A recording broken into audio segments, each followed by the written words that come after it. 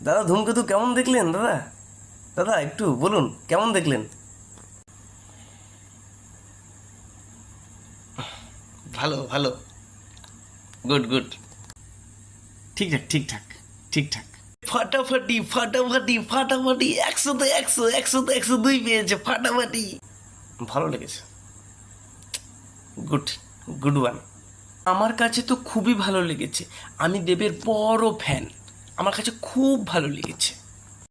Direction direction, Kaushik Ganguly, KG KG. আমি 10-এ 7 দিতে পারি, 7, 7, 7 out of 10, 7।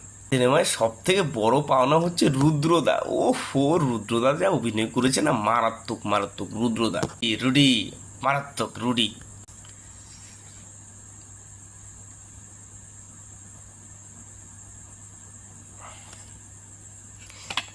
Very very disappointed, very very very very disappointed. আমি আমি ভাবতে পারিনি এত বাজে একটা সিনেমা হবে, আমি ভাবতে পারিনি। যেটা ভেবেছিলাম আশা পূরণ করতে পারিনি। Very very disappointed. না মানে, এটা কোনো সিনেমা হলো? গল্প কোথায়? কি লাস্টে এটা কিভাবে শেষ করেছে? কৌশিক গাঙ্গুলির ডিরেকশন বলে মনে হচ্ছে না এটা কোনো সিনেমা হলো। বেকার বেকার, সবাই খালি এমনি হাওয়া বানিয়ে রেখেছে। এটা কোনো সিনেমা হলো? না কোনো মার, না কোনো পিট, না কোনো কিছু, না কোনো ভালো গান, না কোনো ডান্স, খালি কেঁদেই চলো কেঁদেই চলো কেঁদেই চলো। এটা কোনো সিনেমা হলো? দেবদা দেবদা, ওহো, প্রতিটা সিন জাস্ট ওয়াও। রুদ্রদা আর দেবদা দুজনে ফাটিয়ে দিয়েছে, ফাটিয়ে দিয়েছে, সবাই ফাটিয়ে দিয়েছে, দারুণ দারুণ।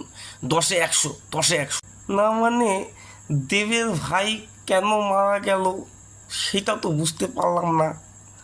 আর আর সিনেমাটাতে কেই বা মরলো, কেনই বা বোম ফাটলো সেটাও বুঝতে পারলাম না। আর দেব কেনই বা ওরকম আতঙ্কবাদী হতে গেল সেটাও বুঝতে পারলাম না। মানে গানের, গল্পের আগা মাথা কোনো কিছু নেই, কিছুই বোঝা গেল না। এটা কোনো সিনেমা হলো নাকি? হ্যাঁ,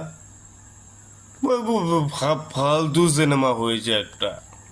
সত্যি কথা বলতে এরকম সিনেমা বিগত কয়েক দশক বলতে বিগত 1-2 দশকে খুব কম হয়েছে আর কি। সত্যি কথা বলতে একটা অসাধারণ মনোমুগ্ধকর সিনেমা। এই সিনেমাটা দেখে এত খুশি হয়েছি, মনটা শান্তি পেয়েছে। অনেক দিনকার পর সিনেমা দেখলাম। দেব দেব।